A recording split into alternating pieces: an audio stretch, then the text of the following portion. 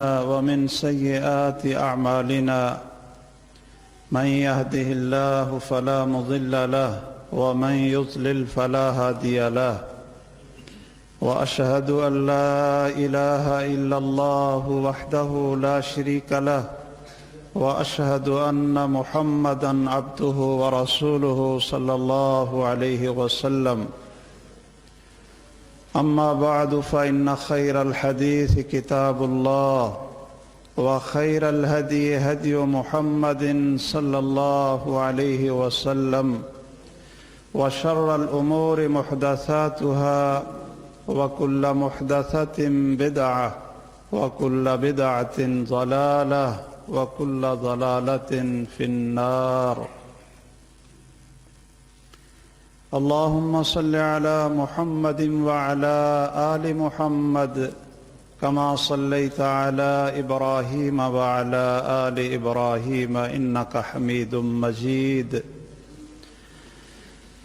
اللهم بارك على محمد وعلى آل محمد كما باركت على إبراهيم وعلى آل إبراهيم إنك حميد مجيد.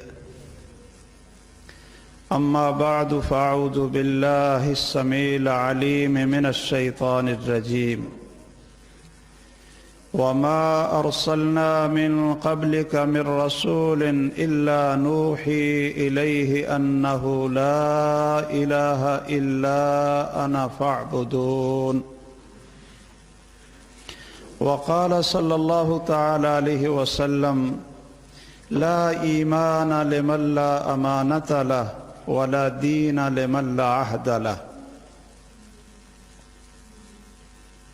محترم سامعین، حضرات و خواتین،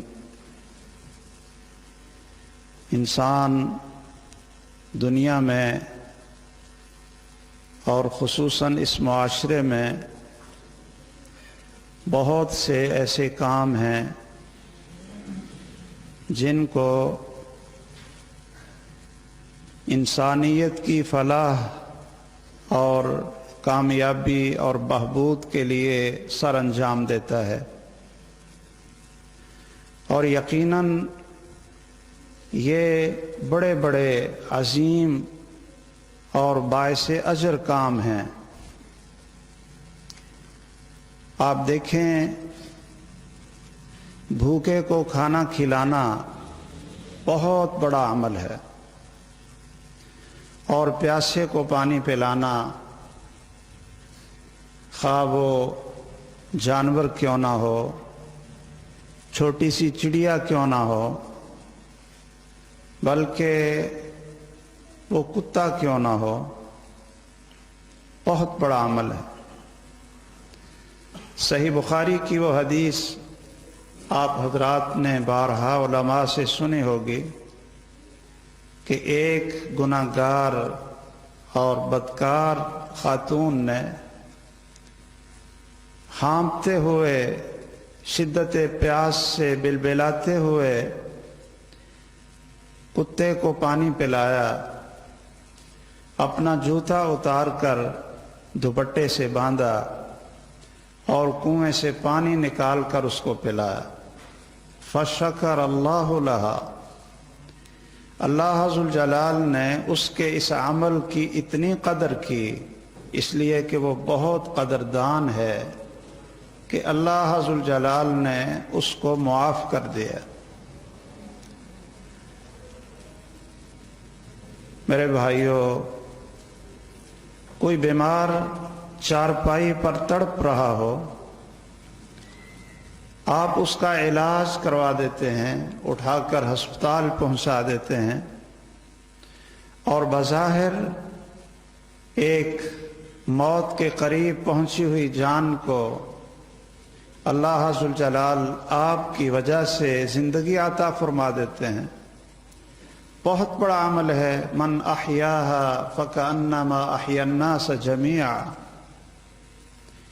ایک انسان کو زندہ کرنے والا وہ ایسے ہے کہ جیسے اس نے پوری انسانیت کو زندہ کیا ہے.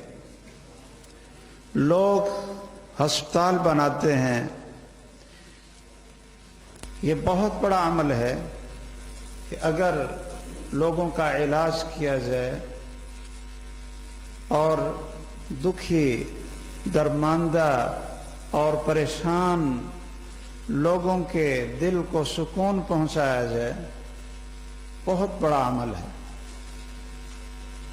اسی طرح بچے اور بچیوں کی تعلیم کے ادارے اور فنی مہارت سکھانے کے اسکول، یہ بہت بڑا عمل ہے اور انسانیت کی بہت بڑی خدمت ہے۔ راستے بنانا اور مسافر خانے بنانا، سڑکیں بنانا، اور اسی طرح انسانیت کی خدمت کے لیے یہ جتنے عمل ہیں، یہ سب اعمال بڑے بڑے ہیں اور محمد الرسول اللہ صلی اللہ علیہ وسلم کے بیان کردہ ہیں۔ ان کی ترغیب، تلقین اور تشویق شریعت کے اندر بڑی شدت اور کثرت کے ساتھ موجود ہے۔ سیلاب آتا ہے تو بلا تفریق مسلم اور غیر مسلم انسانیت کی خدمت بہت بڑا عمل ہے۔ اور ہمارے پاکستان کے ایک حصے میں زلزلہ آیا، آپ نے دیکھا کہ لوگ کس طرح ایک دوسرے سے آگے بڑھ کر ان کی خدمت کے لیے خون بھی دے رہے ہیں، مال بھی دے رہے ہیں، وقت بھی دے رہے ہیں۔ یہ اعمال بہت بڑے بڑے اعمال ہیں اور واقعتاً انسانیت کی خدمت ہے۔ اگر ان اعمال کا اجر اور ثواب جو محمد الرسول اللہ صلی اللہ علیہ وسلم کی زبان اقدس سے بیان ہوا ہے، اس کو میں ذکر کروں تو یہ موضوع ذرا لمبا ہو جائے گا۔ میں آپ حضرات کے سامنے یہ چیزیں رکھنے کے بعد آپ کو اس سے بھی زیادہ اہم اور زیادہ واجب اور اس سے بڑی انسانیت کی خدمت اور فلاح انسانیت کے پروگرام کی طرف متوجہ کرنا چاہتا ہوں۔ میرے بھائیوں اور بزرگوں، یہ جتنے کام میں نے آپ کو بتلائے سارے کے سارے انسانیت کی خدمت ہیں، لیکن یہ عارضی خدمت ہے، یہ وقتی خدمت ہے، یہ کامل اور دائمی انسانیت کی فلاح اور اس کی خدمت نہیں ہے۔ ہمیں تو اجر اللہ عز وجل عطا کرے گا اور یہ اعمال کرنے والوں کو اللہ بہت اونچے مقام عطا فرمائے گا۔ لیکن اگر آپ غور کریں تو یہ عمل جن لوگوں کو فائدہ پہنچا رہا ہے ایک وقتی ہے۔ بیمار کو اگر آپ کے علاج سے صحت مل جاتی ہے تو کیا وہ ہمیشہ زندہ رہے گا؟ اگر کسی بھوکے اور پیاسے کو آپ کے عمل سے اس کا پیٹ بھر جاتا ہے، آپ کو دعائیں دیتا ہے اور اس کی پیاس بجھ جاتی ہے، آپ کے لیے اچھے جذبات کا اظہار کرتا ہے، تو کیا وہ شخص ہمیشہ دنیا میں زندہ رہے گا؟ آپ کسی برہنہ کو لباس پہنا دیتے ہیں، کسی فقیر اور محتاج کو مکان بنا دیتے ہیں، تو کیا وہ دنیا میں ہمیشہ رہے گا؟ نہیں۔ جتنی خدمت آپ انسانیت کی کر سکتے ہیں کریں، لیکن یہ دنیا کی زندگی تک محدود ہوگی۔ آئیے اس چیز پر غور فرمائیں کہ وہ انسانیت کی کون سی فلاح ہے، کون سی خدمت ہے۔ کہ صرف دنیا میں ہی اس کا بھلا نہیں، بلکہ اس دنیا کی زندگی ختم ہونے کے بعد ایسی زندگی میں اس کا بھلا اور اس کی فلاح اور کامیابی کہ جو کبھی ختم نہیں ہوگی۔ اور وہ کون سی خدمت ہے کہ آپ کسی انسان کو جہنم کے راستے سے بچا کر، آپ کسی انسان کو گمراہی سے بچا کر، بدعات اور شرک کی جہالت سے نکال کر توحید اور سنت کے نور کے اندر لے آئیں، آپ اس کو جنت کا راستہ دکھائیں۔ یہ آپ کی خدمت ایسی عظیم خدمت ہوگی کہ جو کبھی ختم نہیں ہوگی، اور حقیقی خدمت یہ ہوگی۔ میں آپ حضرات سے صرف سمجھنے اور سمجھانے کے لیے یہ سوال کرنا چاہتا ہوں کہ جس اللہ نے انسانوں کو پیدا کیا، اس اللہ ذوالجلال نے خدمت انسانیت کا سب سے بڑا یقینی اور قطعی پروگرام کن کو دیا؟ انبیاء علیہم السلام۔ کیا انبیاء علیہم السلام سے بڑھ کر انسانیت کے کوئی خیرخواہ ہو سکتے ہیں؟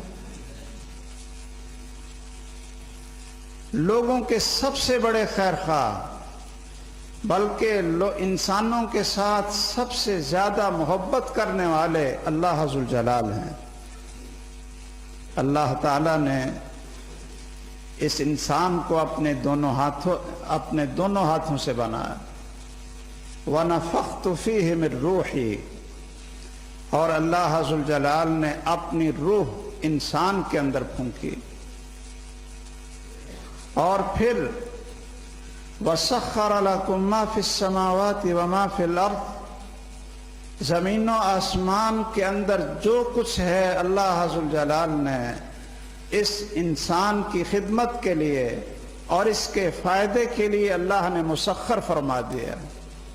کہاں سورج ہے، کہاں چاند ہے، کہاں ستارے چمکتے اور دھمکتے ہیں، کہاں یہ وسیع اور عریض اللہ کی زمین ہے۔ وَإِن تَعُدُّوا نِعْمَةَ اللَّهِ لَا تُحْصُوهَا۔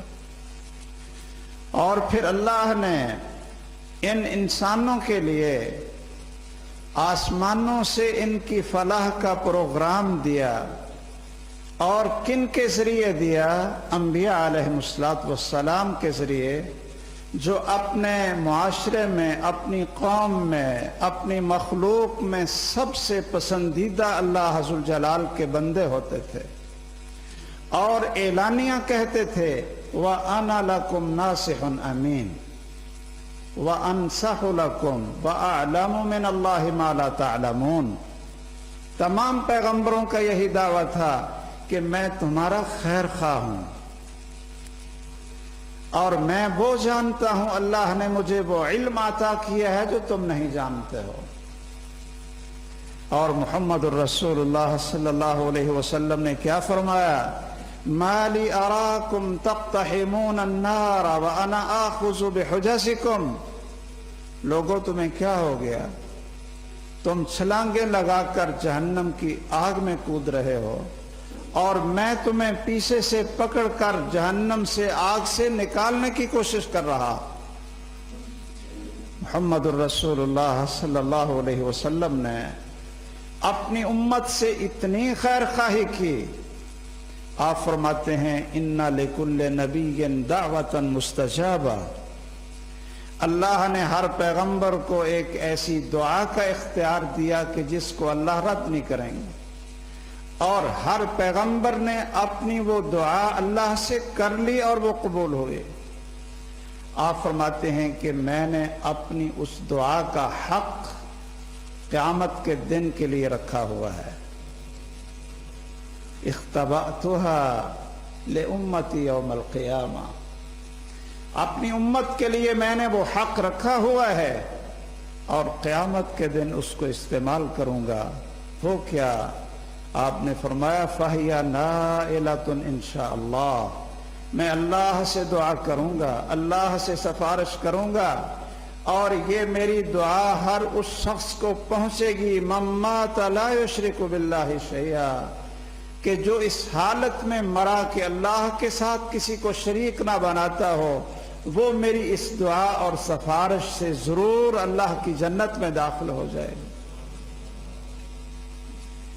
آئیے ہم دیکھیں کہ تمام پیغمبروں نے انسانیت کی خدمت اور فلاح کا کون سا پروگرام دیا تھا۔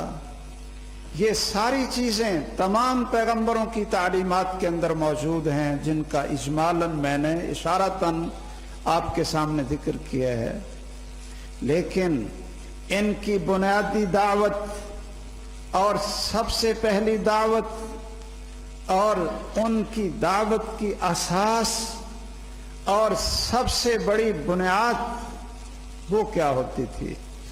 یاد رکھیں، اگر ہم آج فلاح انسانیت کے لیے سب کچھ کر لیں، جتنے پروگراموں کا میں نے ذکر کیا ان کو آپ عملاً کریں، لیکن اگر آپ پیغمبر کی اس بنیادی اور اساسی دعوت کو لے کر نہ اٹھیں تو یہ انسانیت کی خدمت نہیں ہے، اور یہ انسانیت کی فلاح کا کوئی پروگرام نہیں ہے جو آسمانی پروگرام ہو۔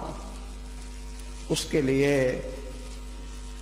سب سے پہلی بنیاد انبیاء علیہم السلام جتنے آئے اور محمد الرسول اللہ صلی اللہ علیہ وسلم کی سیرت طیبہ ہمارے سامنے ہے، وہ کیا پروگرام تھا؟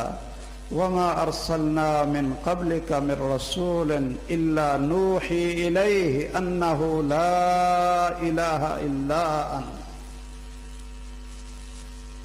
یہ سب سے پہلا وہ زینہ ہے فلاح انسانیت کا کہ اس کی لوگوں کو دعوت دی جائے، لوگوں کے سامنے اس پروگرام کو رکھا جائے اور اس کی تعلیم، اس کے اوپر تربیت اور زندگی کے تمام شعبوں میں لا الہ الا اللہ کی روشنی نظر آئے۔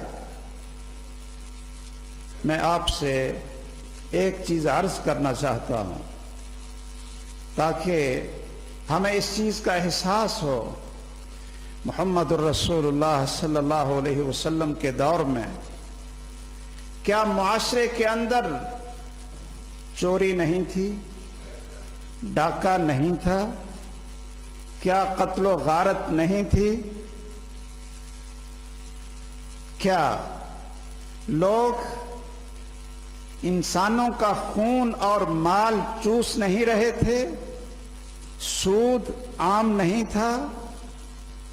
اور پیدا ہونے والی نومولود بچیوں کو زندہ دفن نہیں کر دیتے تھے؟ قبائل سال ہا سال آپس میں لڑتے نہیں تھے؟ اور کیسر اور کسریٰ کی غلامی میں عرب لوگ زندگی نہیں گزار رہے تھے؟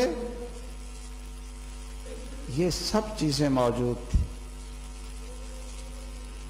آخر کیا وجہ ہے کہ محمد الرسول اللہ صلی اللہ علیہ وسلم ایسا نعرہ لگا کر اٹھتے کہ پوری قوم آپ کے پیچھے ہوتی، بہت بڑی جماعت اور جتھا بنا لیتے، پورا عرب آپ کی امامت، امارت اور قیادت پر اکٹھا ہو جاتا؟ کیا ایسا کوئی راستہ موجود نہیں تھا؟ موجود تھے ایسے راستے۔ کیا آپ اگر عرب قومیت کا نعرہ لے کر اٹھتے تو تمام عرب آپ کو اپنا امام اور اپنا امیر ماننے کے لیے تیار تھا؟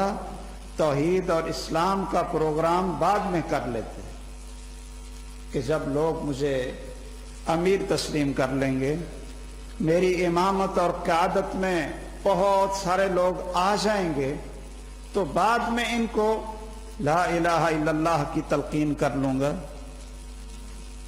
اگر آپ عرب قومیت کی آزادی کا نعرہ لے کر اٹھتے کہ پورے عرب کا ایک بادشاہ ہونا چاہیے، بلکہ پوری دنیا کو فتح کرنے کا پروگرام بنا لیتے، تو یہی جنگجو قومیں آپ کا ساتھ دیتی۔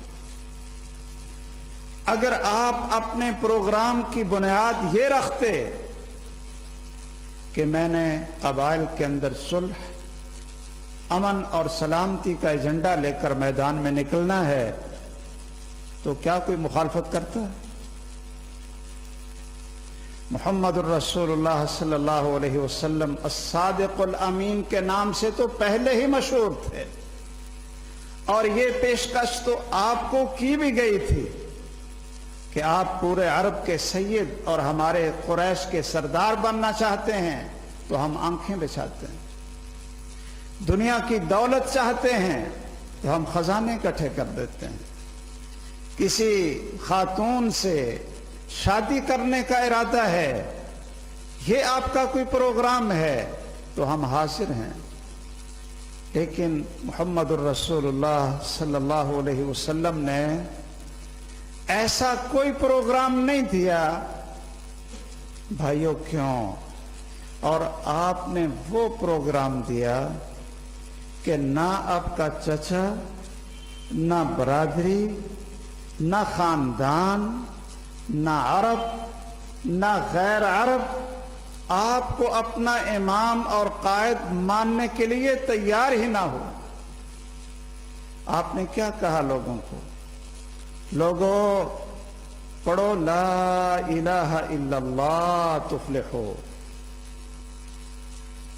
یہاں ایک نقطہ آپ سمجھ لیں، پتہ چلا کہ لا الہ الا اللہ کی دعوت، یہ وہ دعوت ہے جس سے جنگ اور لڑائی بھی ختم ہو جائے گی، امن اور سلامتی کا معاشرہ بھی قائم ہو جائے گا، لوگ شراب بھی چھوڑ دیں گے، ڈاکہ ڈالنا بھی چھوڑ دیں گے، سود لینا دینا بھی چھوڑ دیں گے، اور اللہ ذو الجلال ان کو وہ آزادی اور قوت عطا فرمائے گا کہ پوری دنیا پہ اللہ ذو الجلال اپنے مومن بندوں کو وارث بنائیں گے۔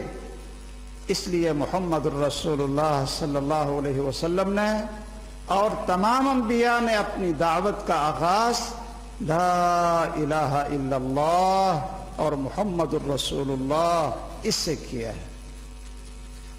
اگر آپ دوسرا راستہ اختیار کرتے ہیں کہ جی ہم اس مشن کو لے کر آگے بڑھیں کہ معاشرے سے چوری ختم ہو جائے، ڈاکہ ختم ہو جائے، ٹھیک ہے، اگر چوری اور ڈاکہ وقتی طور پر ختم ہو جاتا تو کیا یہ فلاح انسانیت کا کامل پروگرام تھا؟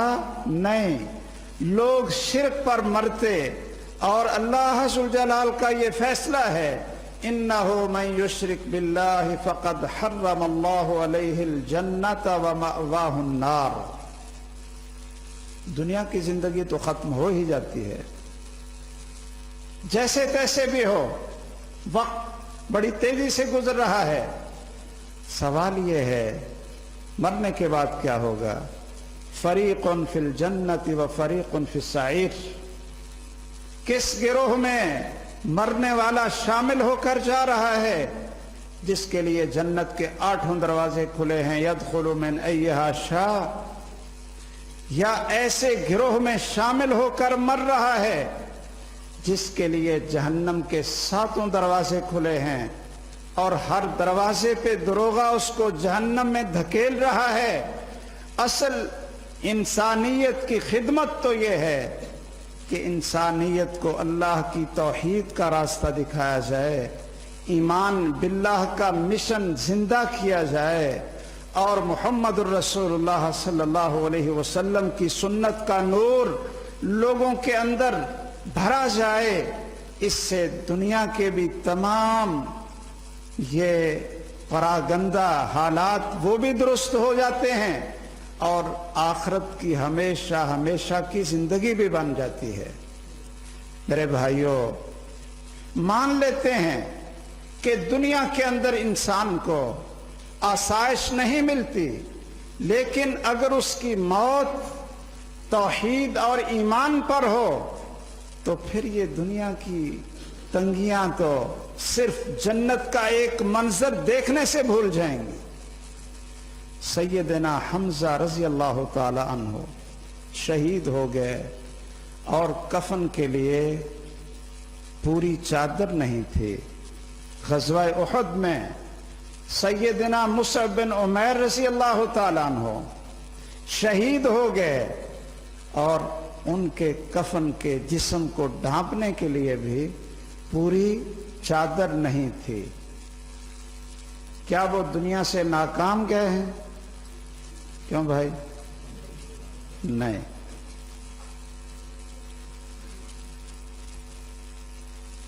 وہ آل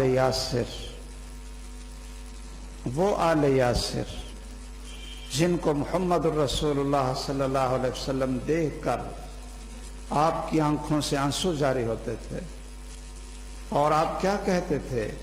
صبراً صبراً یا آل یاسر فإن موعدکم الجنہ۔ آل یاسر صبر کرو، یہ وقت تو گزر جائے گا۔ صبراً فإن موعدکم الجنہ، یہ تمہارا اللہ نے وعدہ کیا کیا ہوا ہے؟ جنت ہے۔ محمد الرسول اللہ صلی اللہ علیہ وسلم نے کیا فرمایا؟ انسان دنیا میں بڑی عیش و عشرت کی زندگی گزارتا ہے اور جہنم کا ایک غوطہ، اس سے پوچھا جائے گا ہل رأیت نعمتا قط، کیا کبھی کوئی نعمت دیکھی تھی؟ کہے گا نہیں، ما رأیت نعمتا قط، میں نے تو یہ 40 سال اور 60 سال اس زندگی میں کوئی نعمت نہیں دیکھی تھی، کوئی سکھ نہیں دیکھا تھا۔ اور اگر کوئی شخص دنیا کی زندگی میں بڑی آزمائشوں میں، فتنوں میں، بیماریوں میں، گالیوں میں اس کی لمبی زندگی گزری، لیکن موت ایمان پر ہے، توحید پر ہے، اور جنت کا ایک نظارہ دیکھے گا، اللہ عز و جلال پوچھیں گے حل رأیت بؤسا قط، کیا آپ نے کبھی دکھ اور پریشانی دیکھی تھی؟ کہے گا اللہ کی قسم میں نے پوری زندگی کبھی کوئی دکھ نہیں دیکھا تھا۔ اور میرے بھائیوں، انسانوں کو، پڑوسیوں کو، آس پاس کے لوگوں کو، اور اس وقت کہ جب لوگ اسلام کا نام بھی لے رہے ہیں، قرآن کا نام بھی لے رہے ہیں، اور لا الہ الا اللہ کا ورد بھی کر رہے ہیں، اور پھر وہ شرک ہے اور وہ جہالت ہے اور وہ بدعات اور خرافات ہیں کہ شاید پہلے مشرکوں نے کبھی ایسا شرک سوچا نہیں ہوگا اور کبھی ایسی بدعات کا انہوں نے تصور نہیں کیا ہوگا، اور یہ شرک اور بدعت کا دروازہ جہالت سے کھلتا ہے، ظلمت سے کھلتا ہے، اور بظاہر اچھی نیت سے کھلتا ہے۔ آپ بھائی ذرا اس چیز کو سامنے رکھیں تو آپ کو اس موجودہ ماحول میں توحید پر قائم رہنا اور توحید کی لوگوں کو دعوت دینا اور اس پر استقامت اختیار کرنا، اگرچہ ہم تھوڑے سے کیوں نہ ہوں۔ انسان کبھی بھی کثرت کو نہ دیکھے، کبھی یہ نہ دیکھے کہ میرے پیچھے کتنا بڑا اجتماع ہے، کبھی یہ نہ دیکھے کہ میرے سامنے بہت بڑا اجتماع ہے تو میں گفتگو کروں، نہیں۔ اور میرے بھائیوں، آگے دیکھیں، پیچھے دیکھیں، دائیں دیکھیں، بائیں دیکھیں، کوئی نظر نہ آئے، لیکن آپ کی دعوت اگر محمد الرسول اللہ صلی اللہ علیہ وسلم کے منہج پر ہے تو آپ کو پریشان نہیں ہونا چاہیے۔ اس دور کے بڑے عظیم محدث اور مجدد शेख अलबानी रहमहुल्लाह का नाम आपने सुना होगा। अपनी जिंदगी का निचोड़ और एक अजीम जुमला उन्होंने इरशाद फरमाया, अपने एक दर्स में इसका जिक्र किया। वो फरमाते हैं, लैसल मुहिम अन तबलुगल मंजिल, ओ अल्लाह के रास्ते और मनहज रसूल पर चलने वाले, ये ना सोच कि मैं मंजिल पर पहुंचा हूं या नहीं पहुंचा, बल्कि आपकी सोच ये होनी चाहिए कि मैं मंजिल मकसूद के रास्ते पर चला हूं कि नहीं चला। मंजिल तो हमारी जन्नत है, दुनिया में कसरत नहीं है। और मेरे भाइयों, आपने कभी सोचा कि जो अंबिया अलैहिमुस्सलाम दुनिया से गए, 950 साल लोगों को तबलीग और वाज करते रहे, आप और मुझसे इल्म ज्यादा था, सीरत और किरदार के ज्यादा मालिक थे, उनकी जबान में असर और शेरीनी भी ज्यादा थी, अल्लाह की वही से बोलने वाले थे, लेकिन क्या हुआ? वो कत्ल हो गए। क्या हुआ? वो कत्ल हो गए।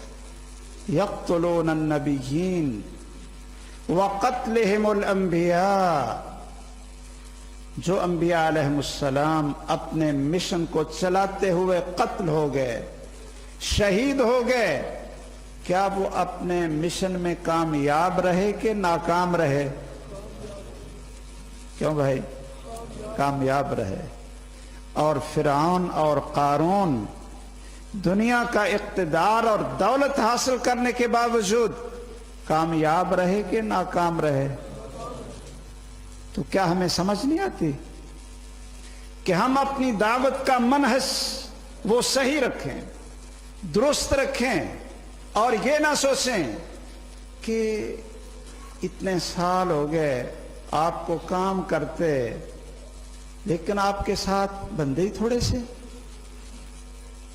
और मेरे भाइयों, बंदों को मनहज तौहीद और मनहज अंबिया की तरफ लाना और दिलों को मोड़ना, ये हमारे इख्तियार में है, ये अल्लाह के इख्तियार में है। ये अल्लाह के इख्तियार में है। आप अपने मिशन को बदल दें और अपनी दावत के मनहज को तब्दील कर दें, ये सोचकर कि 10 साल काम किया है तो थोड़े से लोग मेरे पीछे चले हैं, मेरी जमात को इतनी बड़ी नहीं है, चलिए मैं इसको तब्दील करता हूं, कोई और प्रोग्राम शुरू कर देता हूं और इसको सानवी दर्जा दे देता हूं। याद रखें, ये कतन ना सोचें। अंबिया अलैहिमुस्सलाम ने अल्लाह की तरफ से दिया हुआ फलाह इंसानियत का प्रोग्राम पेश किया और उसकी इब्तिदा ला इलाहा इल्लल्लाह से की, एक अल्लाह की बंदगी। वो दौर था कि जब ईसाई भी थे, यहूदी भी थे, मुशरिकीन मक्का थे, और ये सारे लोग अंबिया अलैहिमुस्सलाम के अकीदतमंद थे, अल्लाह पर ईमान रखने वाले थे। क्यों भाई? मुशरिकीन मक्का क्या थे? आज हम परेशान हैं जी, किसी को अगर हम कहते हैं कि भाई ईमान को समझो, तौहीद को समझो, तो वो कहता है कि मेरे पास ईमान आपसे ज्यादा है।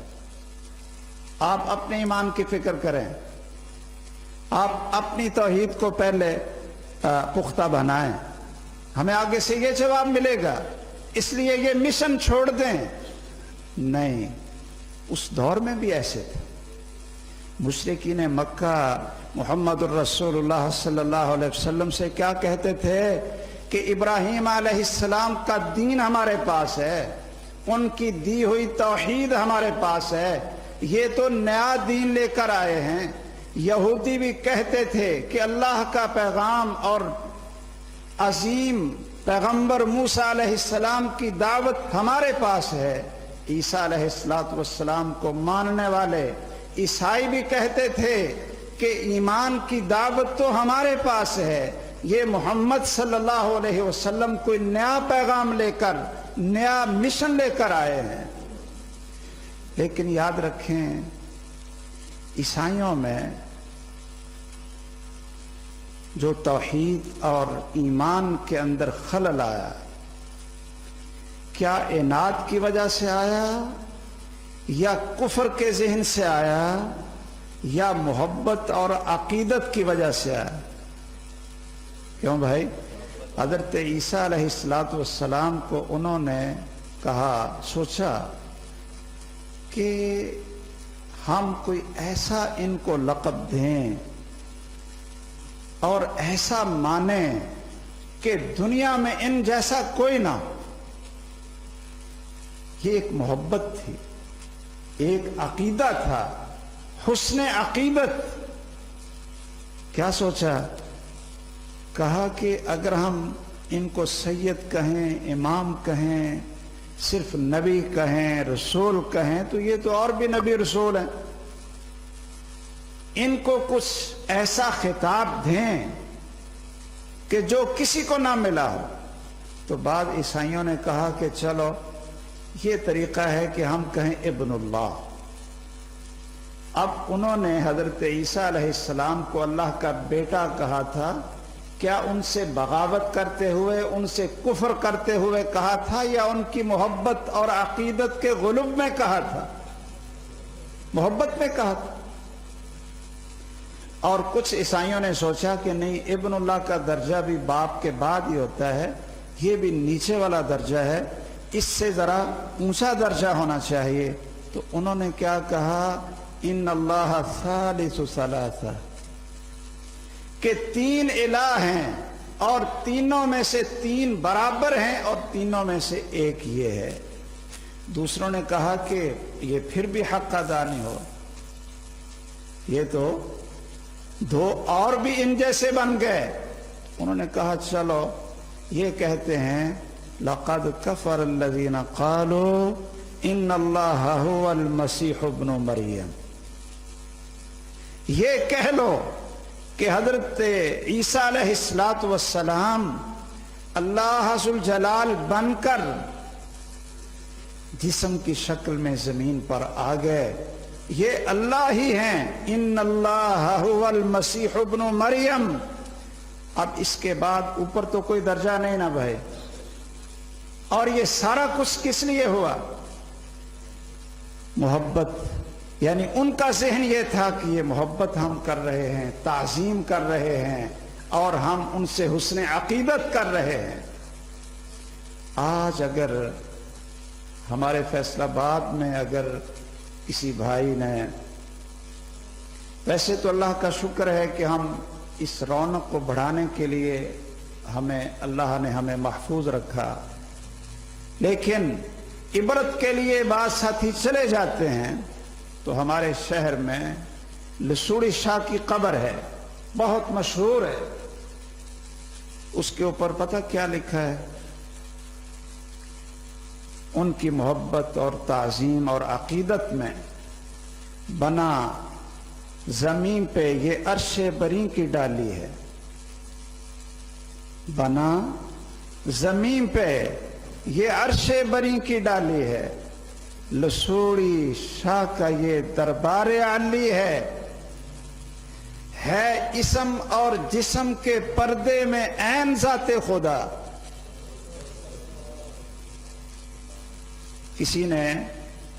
کسی کو شک ہو تو وہ دیکھ لے، ہے اسم اور جسم کے پردے میں عین ذات خدا، دلوں کا نور ہے، دونوں جہاں کا والی ہے۔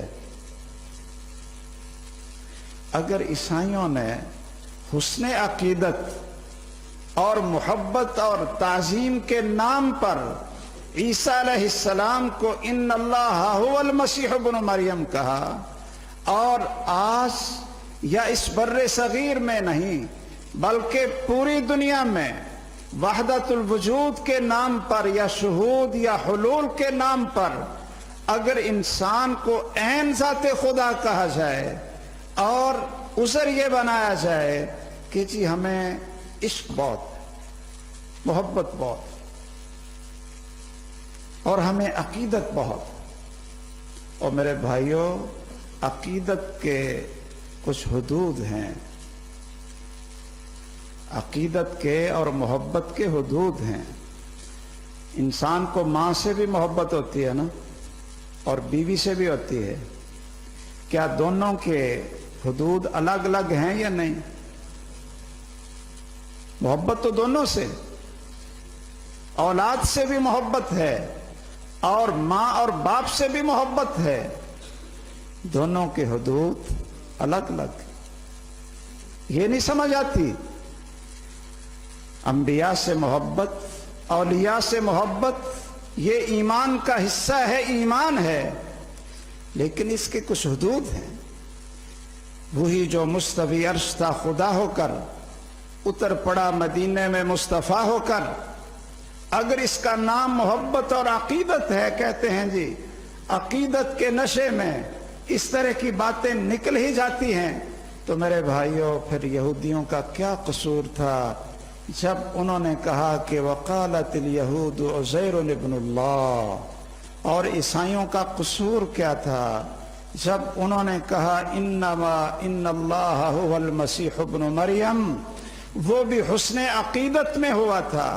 محمد الرسول اللہ صلی اللہ علیہ وسلم نے ان دروازوں اور راستوں کو بند کیا، اور قدم قدم پر، خواہ مکہ کی زندگی ہو یا مدینہ طیبہ کی زندگی ہو، کبھی بھی توحید پر، ایمان باللہ پر آپ نے مساہلت یا مداہنت قطعاً اختیار نہیں کی کہ لوگ ناراض ہو جائیں گے، لوگ الگ ہو جائیں گے، لوگ مجھے چھوڑ جائیں گے.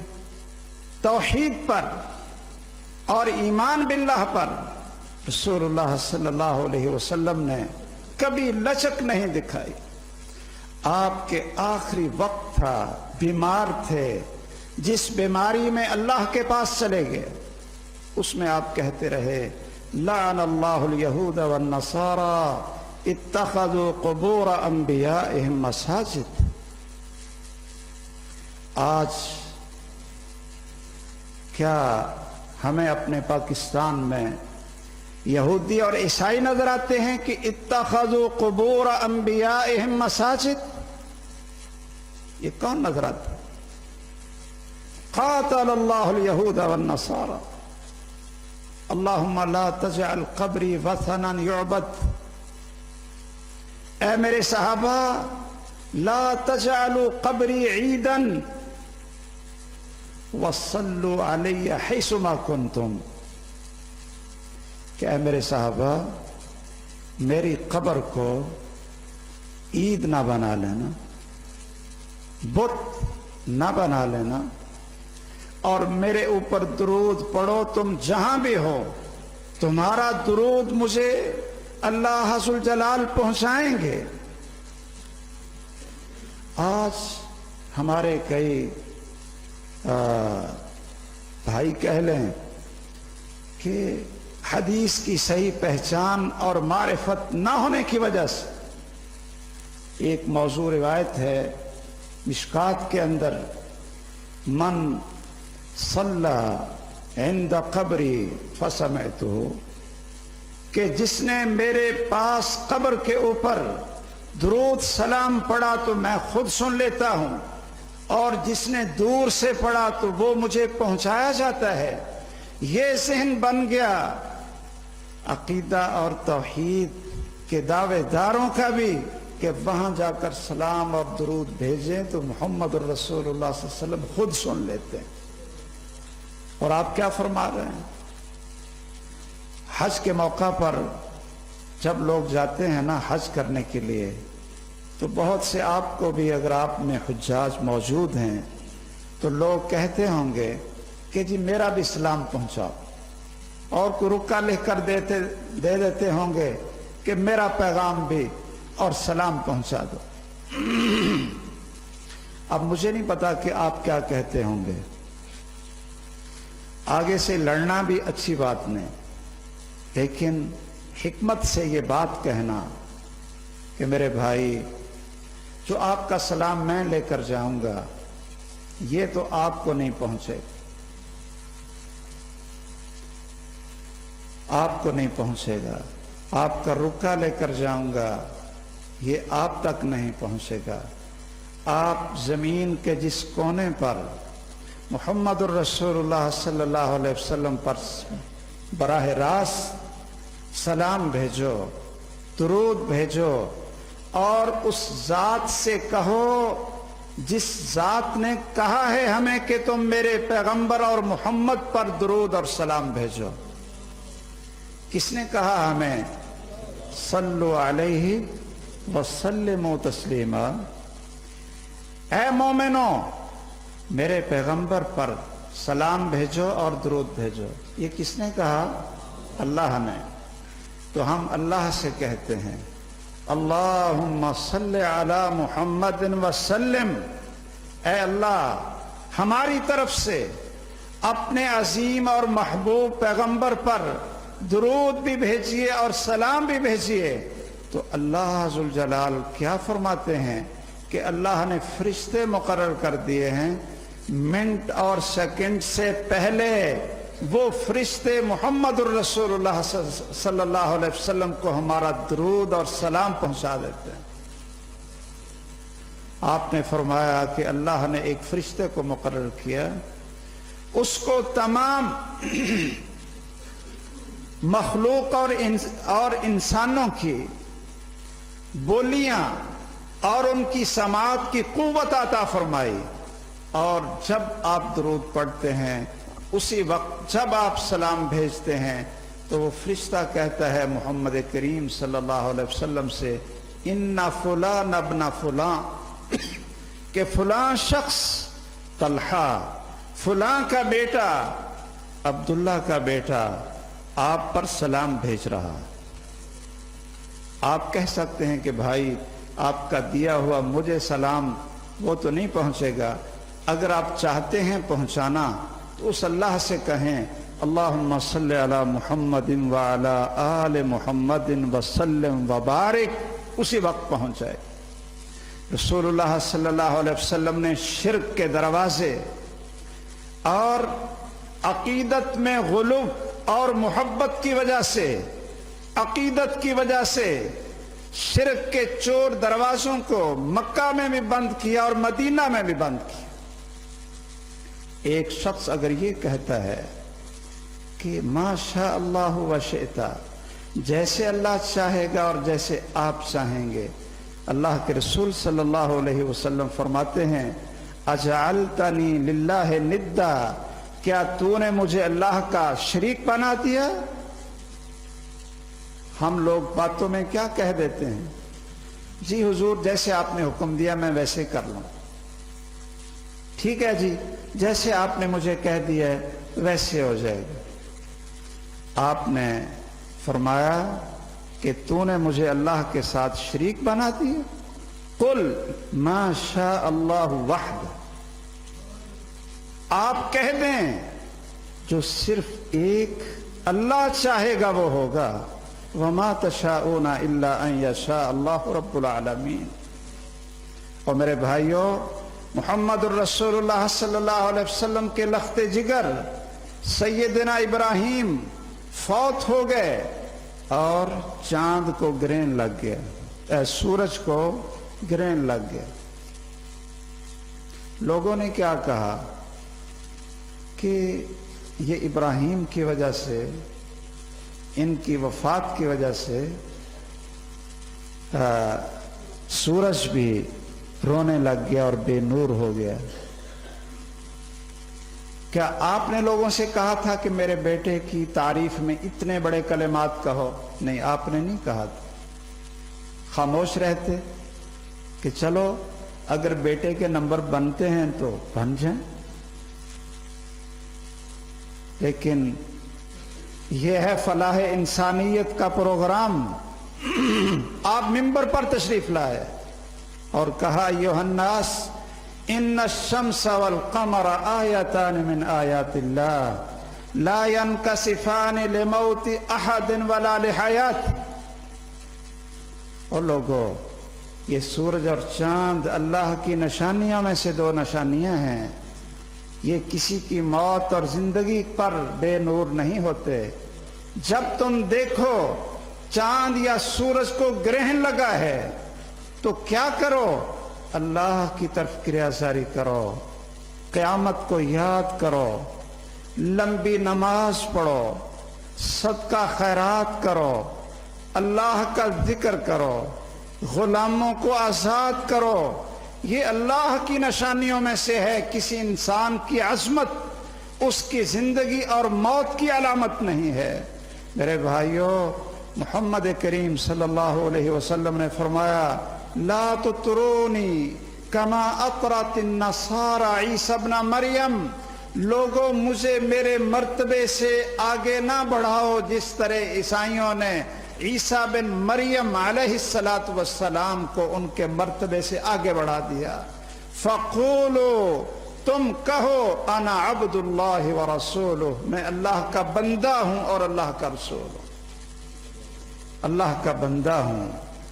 آج آپ کو اللہ کا بندہ کہتے ہوئے بھی آپ کی گستاخی ہو جاتی ہے کہ اللہ کا بندہ نہ کہو۔ اچھا جی، رسول اکرم صلی اللہ علیہ وسلم نے کہا ہے کہ میں اللہ کا بندہ ہوں، کہتے ہیں آپ نے تو بطور تواضع کا انکساری کے لیے کہا، تم نہ کہو اللہ کا بندہ ہے۔ اچھا جی، پھر کلمہ کیسے پڑھیں؟ وضو کے بعد کیا شہادت دیں؟ اشہد ان لا الہ الا اللہ وحدہ لا شریک لہ واشہد ان محمدا عبدہ ورسولہ۔ میں ایک مسجد میں گیا، وہاں وضو کے بعد یہ دعا لکھی ہوئی تھی اور اس کا ترجمہ لکھا ہوا تھا، تو عبداللہ کا ترجمہ ہی نہیں کیا۔ اگر ہم کہیں گے اللہ کا بندہ ہے، یہ ہر وضو کے بعد یہ گواہی دیں گے تو یہ تو راز کھل جائے گا۔ میرے بھائیوں، آئیے اس دعوت کو لے کر چلیں۔ ہم اپنی عزت کی وجہ سے، ایک حاجی صاحب پورے علاقے میں بڑے معزز، بڑے خادم اور لوگوں کے ہاں بڑے معتبر سمجھے جاتے ہیں، لوگ ان کو بلاتے ہیں اور ان کے پاس بھی آتے ہیں، ان کی تعریف کرتے ہیں۔ اب وہ کیا سمجھتے ہیں کہ اگر میں یہ کہہ دیا کہ دین صرف قرآن اور سنت کا نام ہے، یہ بدعات میلاد کے نام پر، رسول اللہ صلی اللہ علیہ وسلم کی عقیدت کے نام پر اور اہل بیت کی عقیدت کے نام پر، اور میرے بھائیوں کون سا شرک ہے، کون سی بدعت ہے کہ جو ہمارے اس معاشرے میں رائج نہیں۔ ہم کبھی فیصل آباد میں اس موضوع پر خطبہ دیں تو یہ کہہ دیا کرتے تھے کہ اگر رسول اللہ صلی اللہ علیہ وسلم کی ولادت کا دن، عید کا دن اس کو بنا لیا جاتا تو 2 رکعت نماز بھی ہونی چاہیے تھی۔ تو اب 3 سال ہو گئے ہمارے فیصل آباد میں جب میلاد کا جلوس نکلتا ہے تو 2 رکعت نماز بھی ادا کی جاتی ہے کہ آپ کہتے تھے کہ عید کی تو 2 رکعت ہوتی ہیں، تو یہ بھی عید ہے، اس کی ہم بھی 2 رکعت پڑھتے ہیں اور یہ شکرانے کے نفل۔ نہ تو صحابہ کو اس کا علم ہوا، نعوذ باللہ۔ اور میرے بھائیوں، آپ شاید سمجھتے ہوں کہ بدعت کی بنیاد بھی اچھی نیت ہوتی ہے، اچھی نیت ہوتی۔ ایک آدمی ارتکاب کرتا ہے بدعت کا، اس کا ذہن کیا ہوتا ہے کہ اللہ راضی ہو جائے، رسول اللہ صلی اللہ علیہ وسلم کی محبت حاصل ہوگی، اللہ کا قرب مل جائے۔ لیکن یہ قرین الشرک بلکہ عین الشرک، بدعت یہ شرک کے دروازے کھولتی ہے اور اللہ اور اس کے رسول کی گستاخی کا راستہ کھولتی ہے۔ کیوں؟ کیسے؟ آپ غور فرمائیں کہ مثلا نماز جنازہ سے پہلے اذان کہنا اگر نیکی تھی تو اللہ کو پتہ ہونا چاہیے تھا نا یہ نیکی ہے، اچھا جی چلو، اللہ کو پتا تھا کہ یہ کام تو اچھا ہے، اس نے اپنے نبیوں کو، پیغمبر کو اس کا بتلایا نہیں، تو محمد الرسول اللہ صلی اللہ علیہ وسلم کو تو پتا ہونا چاہیے نا کہ یہ نیکی ہے اور اچھائی ہے۔ اب دونوں صورتیں ہیں کہ یا تو محمد الرسول اللہ صلی اللہ علیہ وسلم کو پتہ نہیں تھا کہ نماز جنازہ سے پہلے اذان کہنا میت کے لیے فائدہ ہے، یا پتہ تھا۔ اگر پتہ نہیں تھا تو پھر آج میں کہوں کہ نماز جنازہ میں اذان کہنے سے میت کو فائدہ ہوگا، دفن کرنے سے پہلے اذان کہیں تو شیطان بھاگ جائے گا، فرشتے آ جائیں گے، میت کو فائدہ ہوگا۔ اگر ہم کہیں کہ رسول اللہ صلی اللہ علیہ وسلم کو اس کا پتہ نہیں تھا، صحابہ کو پتہ نہیں تھا، مجھے پتہ ہے، تو پھر مجھے نبی ہونا چاہیے تھا یا ان کو نبی ہونا چاہیے تھا؟ جس کو نیکیوں کا زیادہ پتہ ہے نبی اس کو ہونا چاہیے نا۔ محمد الرسول اللہ صلی اللہ علیہ وسلم فرماتے ہیں، میں نے کوئی نیکی نہیں دیکھی، کوئی عمل نہیں دیکھا جو تمہیں اللہ کے قریب کرے الا وقد امرتکم بہ، میں نے وہ ضرور تمہیں بتلا دیا ہے۔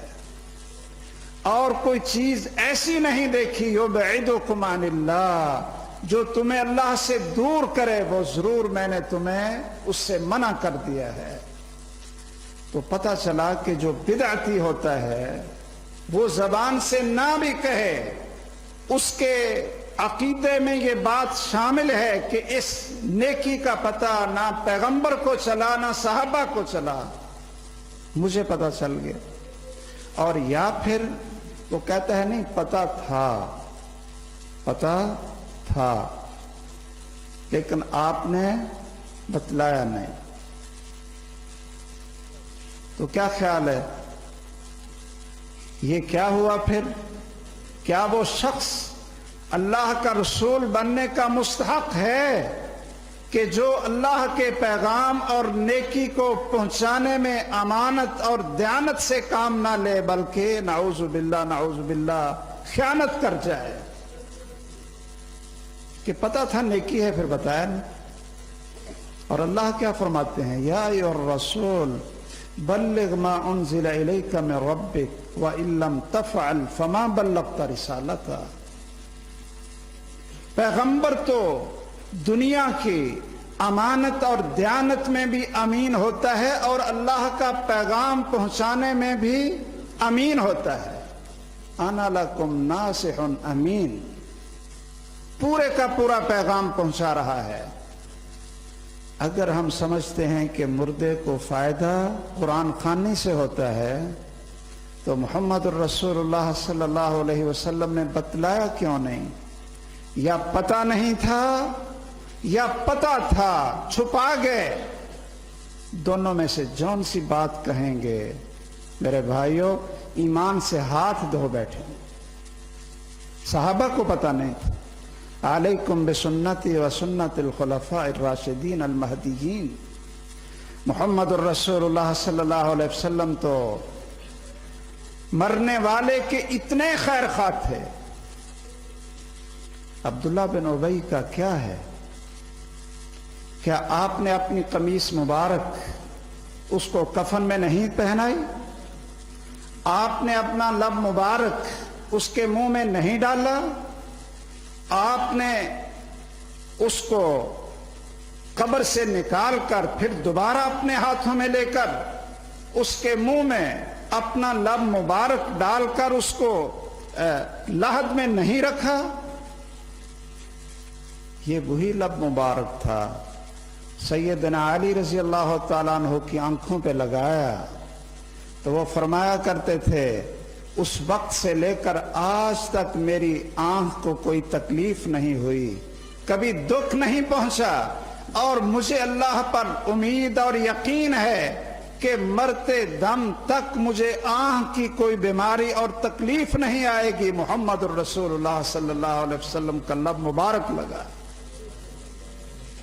اور پھر یہی نہیں، آپ نے اس میت کی اتنی خیر خواہی کی، اتنی خیر خواہی کی، سیدنا عمر رضی اللہ تعالیٰ عنہ روکتے بھی رہے، اور آپ پھر اس کی نماز جنازہ میں اللہم اغفر لہ وارحمہ، اللہم اغفر لہ وارحمہ، اور پھر یہی نہیں کہا کہ میں 70 مرتبہ سے بھی زیادہ دعا کروں تو اللہ بخش دے تو میں اس کے لیے بھی تیار ہوں، اللہم اغفر لہ وارحمہ۔ لیکن اللہ ذوالجلال نے کیا کہا؟ کون ہے مختار کل؟ کون ہے میت کا سب سے زیادہ خیر خواہ؟ لن یغفر اللہ لہم۔ اللہ فرماتے ہیں تو نے ٹھیک ہے اپنی کوشش کر لی ہے، لیکن بخشش، ہدایت میرے اختیار میں، بلکہ تمہیں یہ تلقین کی جا رہی ہے لا تصلی علی احد منہم مات ابدا ولا تقم علی قبرہ۔ اس سے پتہ چلتا ہے کہ آپ اس کی قبر پر کھڑے ہو کر بھی دعائیں کرتے رہے۔ ولا تقم علی قبرہ انہم کفروا باللہ ورسولہ وماتوا وہم فاسقون۔ اے پیغمبر، آج کے بعد کبھی بھی ان کی نماز جنازہ نہ پڑھانا، ان کی قبر پر کھڑے نہ ہونا، یہ اللہ اور اس کے رسول کے ساتھ کفر کی حالت میں مرے۔ کفروا باللہ ورسولہ۔ میرے بھائیوں، آئیے توحید کو سمجھیں اور اس دعوت کو لے کر اٹھیں۔ آج ہم نے بہت سے کاموں میں اپنے آپ کو مشغول کر کے کرنا چاہیے، لیکن پیغمبر کی دعوت کا اصل مشن، اس کے اندر ہم نے کمزوری اختیار کی۔ توحید کی دعوت میں ہم نے مصالحت اختیار کی، مداہنت اختیار کی، اور اگر کبھی اجتماعی جلسے اور پروگرام ہو جاتے ہیں، وہاں ہم شرک بھی سن لیتے ہیں، بدعات بھی سن لیتے ہیں، اور مصلحت کی زنجیریں وہ ہماری زبان اور ہمارے دل پہ تالے لگ جاتے ہیں کہ اگر ہم نے توحید کی دعوت دی اور توحید کا دفاع کیا تو پھر یہ لوگ ہم سے روٹھ جائیں گے۔ کیا محمد الرسول اللہ صلی اللہ علیہ وسلم کا یہ مشن تھا؟ لوگ اکٹھے ہیں، اجتماعی کانفرنس سے ہے، اگر یہ شرک پھیلانے والے کو یہ احساس نہیں ہوتا کہ میں اہل توحید کے جذبات کا خیال رکھوں اور ایسے کلمات نہ کہوں کہ جس سے ان کے عقیدے پر زد پڑتی ہو، تو یہ ساری مصلحت ہمارے لیے ہوتی ہے کہ کوئی ہمارے اسٹیج پر، ہماری مجلس میں، ہماری موجودگی میں اس کائنات میں سب سے بدترین جرم اور اللہ کی بغاوت، وہ شرک کی دعوت دے کر چلا جائے اور بدعات کی ترویج، اشتہار دے کر چلا جائے، اور ہماری زبانوں کو مصلحت اور وحدت امت کے تالے لگ جائیں کہ نہیں جی یہ نہ لوگ ناراض نہ ہو جائیں۔ محمد الرسول اللہ صلی اللہ علیہ وسلم کا جو منہج تھا، غزوہ احد ہے، غزوہ احد ہے۔ کیا ہوا؟ آپ کے بارے میں یہ شہرت ہو گئی کہ آپ کو شہید کر دیا گیا۔ دیکھیں اللہ نے عقیدے کے اندر نکھار کیسے پیدا کی۔ ہم اس دعوت اور اس مشن کے وارث۔ اچھا جی، کچھ لوگ تو بھاگ پڑے کہ محمد صلی اللہ علیہ وسلم تو شہید ہو گئے، قتل ہو گئے، اب ہم نے لڑ کر جہاد کر کے اس دعوت کو زندہ رکھ کر ہم نے کیا کرنا ہے؟ آپ کو پتا ہے کہ لوگ بھاگ رہے تھے، اور حضرت انس بن نضر رضی اللہ تعالیٰ عنہ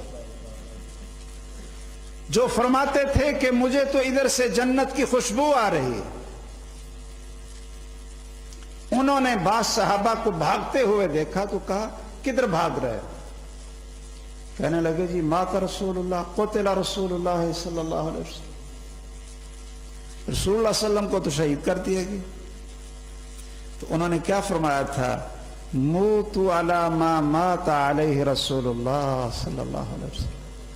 اور جس مشن پر تمہارے محمد نے جان دے دی تم بھی جان دے دو، بھاگتے کیوں ہو؟ اور اللہ نے بتلا دیا آپ کو موت بھی آ سکتی ہے، آپ شہید بھی ہو سکتے ہیں، اس لیے کہ آپ اللہ نہیں ہیں، اس لیے کہ آپ اللہ نہیں ہیں. وما محمد الا رسول قد خلت من قبلہ الرسل افإن مات او قتل انقلبتم علی اعقابکم. عمر بن خطاب جیسے لوگ اس پریشانی کا شکار ہو گئے رضی اللہ تعالیٰ عنہ کہ تم کہتے ہو محمد صلی اللہ علیہ وسلم کو موت آ گئی، کوئی کہہ کر دیکھے. کیا یہ ان کی بات صحیح تھی یا غلط تھی؟ کیوں بھائیو؟ توحید کیا کہتی ہے؟ اٹھا وہ شخص جس کے بارے میں آپ نے سیدنا عمر سے کہا تھا رضی اللہ تعالیٰ عنہ، کہا تھا عمر میرے اس ساتھی کو تکلیف دیتے ہو، یہ وہ شخص ہے جب تم سب نے کہا تھا کذبتا اور اس اکیلے نے کہا تھا صدقتا. جب تم نے کہا تھا کذبتا، جھوٹ بولتا ہے تو لا الہ الا اللہ کی دعوت دیتا ہے، اس اکیلے نے کہا تھا نہیں صدقتا، اس کے بارے میں مجھے تکلیف دیتے ہو. وہ شخص کھڑا ہوا اور کیا کہا؟ یا ایھا الناس الا من کان یعبد محمدا فان محمدا قد مات.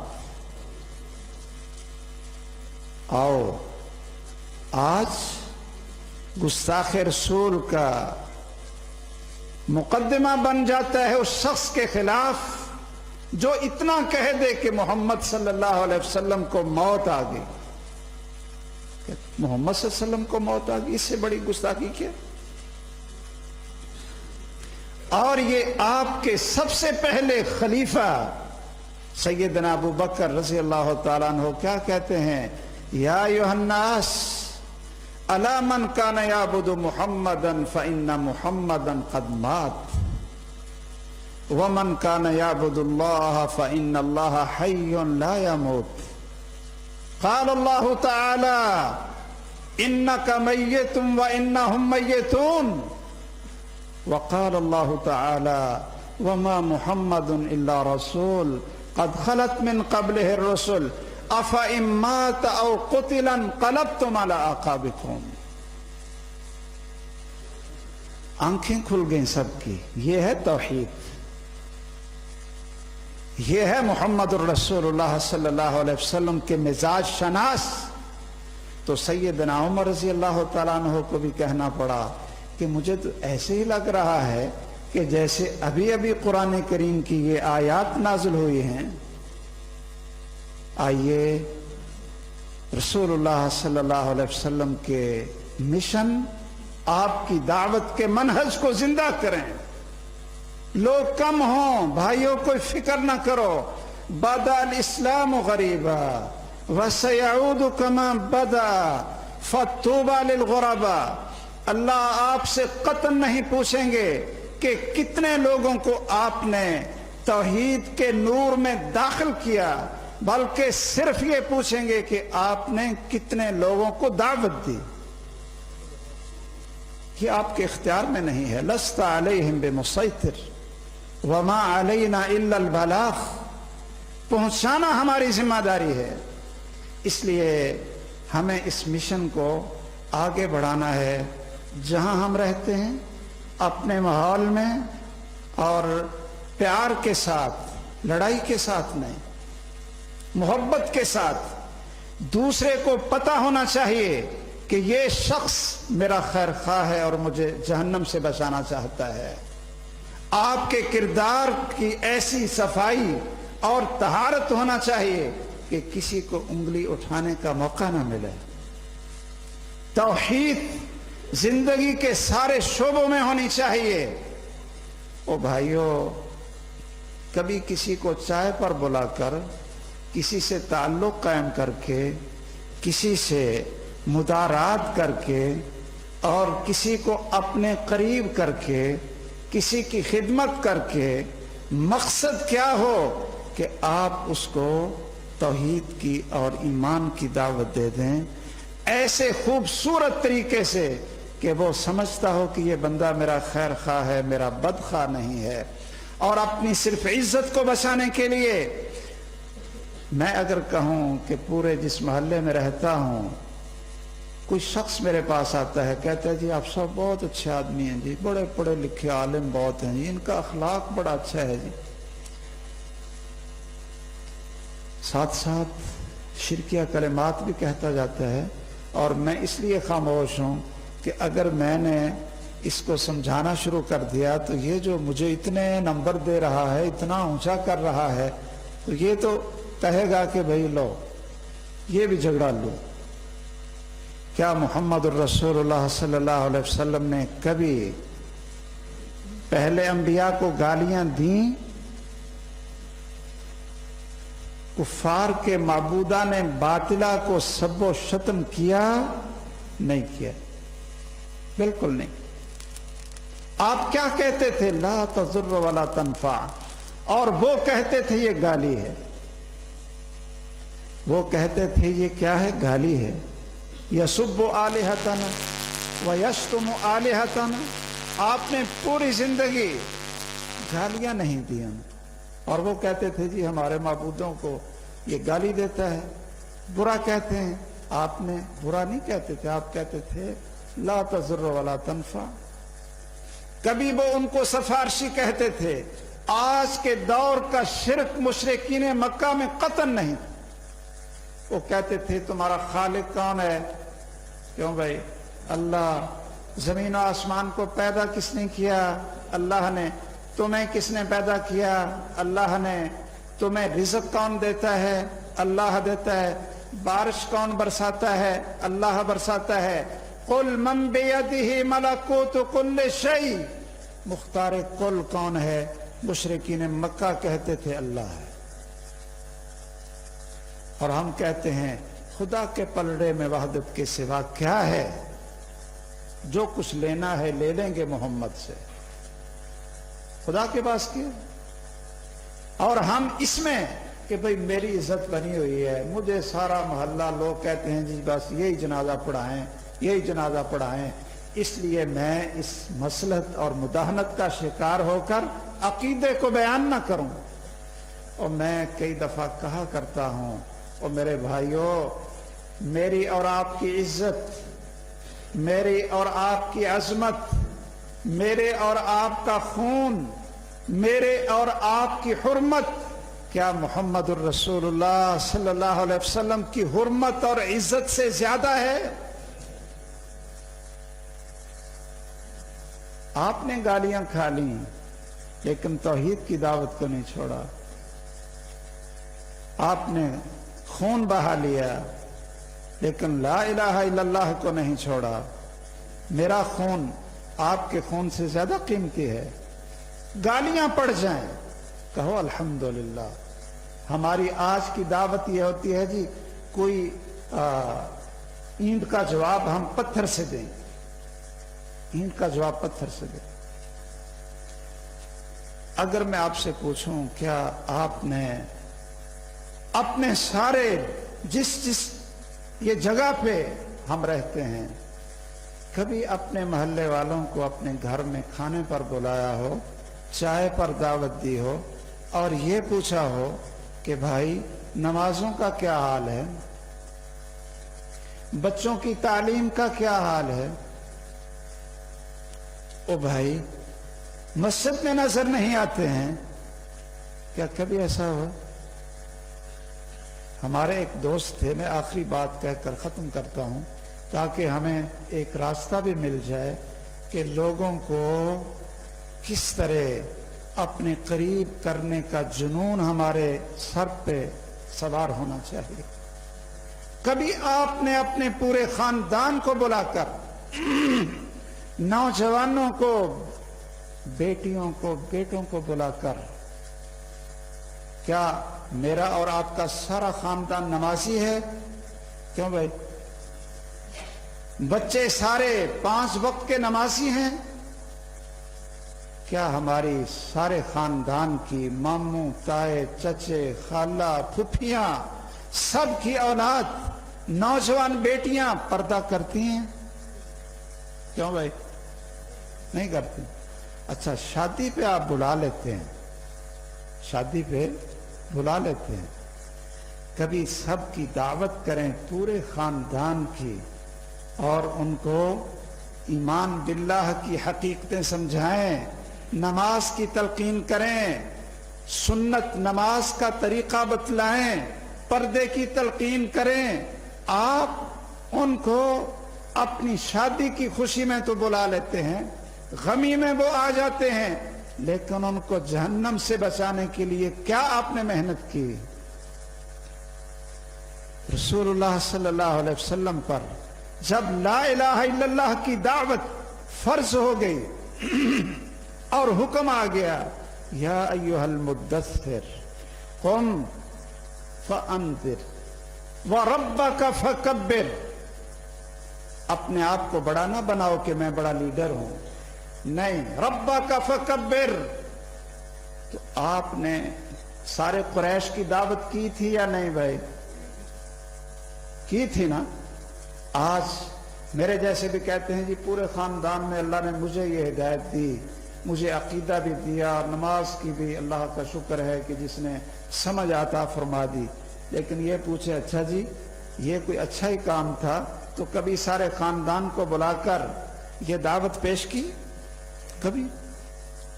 اگر ہم سے اللہ نے پوچھا کہ تمہیں روشنی دی تھی، تمہیں نور ہدایت اور نور توحید سے آپ کے سینے کو اللہ نے منور کیا تھا، تو جتنے لوگ جہالت میں تھے آپ گھر بیٹھے بیٹھے تو ان کو جہنم میں پہنچاتے رہے اور فتوے لگاتے رہے، لیکن ان کو مل کر، ان کو گھر بلا کر اور ان کے ساتھ تعلق قائم کر کے ان کی خیر خواہی میں کبھی یہ راستہ دکھایا یا نہیں دکھایا، تو پھر میرا اور آپ کا جواب کیا ہوگا؟ ایک ہمارے دوست تھے، وہ دبئی میں دعوت کا کام کرتے تھے۔ یہ میری آخری گزارش ہے تاکہ آپ کے اندر بھی ذرا شوق پیدا ہو اور ہمارے اندر جو کوتاہی ہے اس کو بھی ہم دور کریں، صرف اپنی اس دعوت کو مسجد تک محدود نہ رکھیں۔ ممکن ہے آپ کے خاندان کے لوگ کبھی اس مسجد میں نہ آئیں، لیکن آپ اپنے گھر میں ان کا کھانا رکھیں گے، سب کو بلائیں گے تو ضرور آئیں۔ گلی اور محلے کے سارے لوگ شاید ادھر نہ آئیں، کسی اسکول میں ان کا کھانا رکھ لو، وہاں آ جائیں، اور آپ کو دعوت دینا فرض ہے ہر جگہ پر۔ میں کئی دفعہ وہ کچھ اصول ہیں نا مانگنے والوں کے، اور میں کچھ اصول بنائے ہیں دعوت کے، کہتے ہیں نا جی ہر چیز مانگو، ہر ایک سے مانگو، آگے ہر جگہ پر مانگو، چوتھا کیا؟ ہر وقت مانگو۔ 4 اصول، اور میں نے یہ اصول بنائے ہیں کہ ہر ایک کو دعوت دو، ہر جگہ پر دعوت دو، ہر نیکی کی دعوت دو، اور ہر وقت دعوت دو۔ ہر وقت آپ دکان پہ سودا لینے کے لیے جاتے ہیں، وہاں آدمی آپ کو بقایا واپس کرتا ہے اور بائیں ہاتھ سے آپ کو بقایا واپس کر رہا ہے، آپ کیا کریں؟ کیوں بھائی؟ ہاں، آپ پہلے تو ہاتھ بھی آپ نے ایسے کیا ہوگا نا کہ پکڑوں، تو وہ جب الٹے ہاتھ سے دے رہا ہو تو آپ پیچھے کر لیں، وہ کہے گا جی محترم کیا بات ہے؟ تو آپ کہیں کہ بھائی دائیں ہاتھ سے پکڑاؤ، اللہ کی طرف سے برکت ہوگی، دائیں ہاتھ سے پکڑاؤ۔ آپ چیز کی قیمت دینے لگے ہیں، اس نے آگے الٹا ہاتھ کر دیے، آپ کیا کریں؟ ہاتھ پیچھے کر، کہے گا جی یہ کیا؟ رسول اللہ صلی اللہ علیہ وسلم کی حدیث سنا دو، दाएं हाथ से पकड़ो, दाएं हाथ से लो, दाएं हाथ से दो, दाएं हाथ से खाओ, दाएं हाथ से पियो। शैतान ये सारे काम बाएं हाथ से करता है। हर वक्त दावत दो, दुकान पे जाएं, हर रोज आप जाते हैं, कभी आपने पूछा जी सुनाइए क्या हाल है, खैरियत है? हाँ जी ठीक है जी, अल्लाह का शुक्र है जी। अच्छा नमाजों का क्या हाल है, कभी पूछा आपने भी नमाजों का क्या हाल है? आप पूछेंगे, वो कहेगा जी कभी कभी पढ़ लेता हूं, कभी कभी। आप कहें भाई अल्लाह ने मुसलमान पर कितनी नमाजें फर्ज की हैं? कभी कभी, या बात कहते हैं जी 2 पढ़ लेता हूं। आप ये पूछें जी 2 फर्ज हैं तो हमें भी बता दें। कई सिगरेट पीने वाले, मैं उनको प्यार से पूछता हूं कि भाई इसका फायदा है तो मुझे बतलाइए ताकि मैं भी शुरू करूं। वो शर्मिंदा हो जाते हैं, कहते हैं नहीं जी फायदा तो कौन नहीं, नुकसान है नुकसान, नुकसान है नुकसान। ओ भाइयों ये आपकी तबलीग है, हर वक्त तबलीग करें, हर एक को करें, हर जगह पे करें और हर वक्त करें। वो हमारे दोस्त एक दुबई का, वो मैंने वाकया सुनाना था और बात खत्म करूं। वो ना जी इस तरह करते, किसी साथी को अपना साथी और दोस्त बना लेते,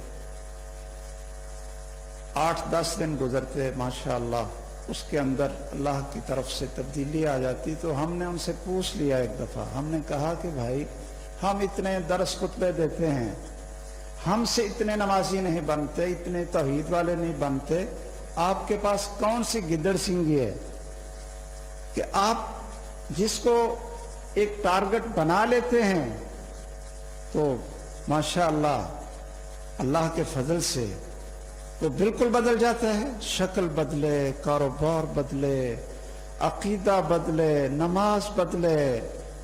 तो कहता है जी मैं एक तरीका इख्तियार करता हूं कि मैं ना पहले टारगेट बना लेता हूं, टारगेट कि भाई ये आदमी जो है ना इस पर मैंने मेहनत करनी है। तो क्या करता हूं कि भाई आज आप मेरे पास चाय पिए, ठीक है चाय पी, कोई बात नहीं की। चलते चलते 2 दिन गुजरे, अस्सलाम वालेकुम जी मैं सिर्फ आपको मिलने के लिए आया हूं। सोच हो जाता है जी अच्छा ये अच्छे बड़े मुअज़्ज़िज़ आदमी मुझे मिलने के लिए आए हैं। 1 दिन के बाद जी आप मेरे पास खाना खाएं, खाना खाया। कहते हैं थोड़ा सा जब तारुफ हो जाता है तो मैं फिर ना उसको नमाज की और कुरान के तर्जमे की दावत देता हूं। कौन इनकार करे? कहते हैं उसको अच्छी बातें मैं सुनाता हूं और साथ एक काम जिसमें मैं भी कोताहकार हूं और हमारे अक्सर दावत देने वाले भी उसमें कोताहकार हैं। ज़बान से ज्यादा दूसरे को बड़े बड़े अल्फाज और फतवे लगाने में तेज हैं, लेकिन ये काम ये सुन लें क्या? उन्होंने कहा कि उधर से मैं मेहनत शुरू कर देता हूं और उधर रात को तहज्जुद में रात की तन्हाइयों में अल्लाह के सामने हाथ उठाकर गिड़गिड़ाकर उसकी हिदायत और इस्तिकामत और नमाज के लिए दुआएं शुरू कर देता हूं। क्या है कोई इतना खैर खा लोगों का? क्यों भाई? जो दूसरों के लिए रोए, ये मोहम्मद थे सल्लल्लाहु अलैहि वसल्लम, जो रात को अपनी उम्मत के लिए रोते थे, ऐ अल्लाह मेरी उम्मत को माफ फरमा दे, अल्लाह मेरी इस कौम को हिदायत नसीब फरमा। ये वो मोहम्मद सल्लल्लाहु अलैहि वसल्लम का मिशन का हिस्सा था। लोग पुलसरात से गुजरते वक्त क़यामत के दिन अंबिया भी नफसी नफसी, लेकिन मेरे और आपके प्यारे मोहम्मद सल्लल्लाहु अलैहि वसल्लम क्या कहेंगे? उम्मती उम्मती। ये दर्द جب تک ہمارے دل میں دوسرے بھائی کے بارے میں پیدا نہیں ہوگا، ہم رات کی تنہائی میں اس کے لیے دعائیں نہیں کریں گے کہ یا اللہ جو مجھ سے ہو سکا وہ میں نے کوشش کر لی، اللہ دلوں کو پھیرنا یہ تیرے اختیار میں ہے، میرے اس بھائی کے دل کو توحید کے نور سے منور فرما دے۔ تو بھائیوں، وہ ہمارے ساتھی کہتے تھے 8-10 دن نہیں گزرتے اور وہ شخص قیدی بن کر آ جاتا ہے، جس طرح حضرت ثمامہ بن اسال رضی اللہ تعالیٰ عنہ قیدی بن کر آئے تھے۔ شرک اور بدعت کے اندھیروں کو ختم کرنے کے لیے اینٹیں چلانا اور کلاشن کوف سے اندھیرے ختم نہیں ہوتے۔ اندھیرا کس سے ختم ہوتا ہے؟ اگر بجلی بند ہو جائے اندھیرا کیسے ختم ہوگا؟ کیوں بھائی؟ ہے لائٹ جلا دو، روشنی کر دو، اندھیرا ختم ہو جائے گا نا۔ توحید اور سنت، توحید اور شرک کے نعوذ باللہ، شرک اور بدعت کے اندھیروں کو ختم کرنا ہے تو کیا کرو؟ روشنی جلاؤ نا، لائٹ جلاؤ۔ اور کون سی لائٹ؟ قرآن اور سنت کی تعلیم کو عام کرو، پیغام محمد صلی اللہ علیہ وسلم کو عام کرو، پیغام رسالت کو عام کرو، اور قرآن اور سنت کا جو صحیح منہج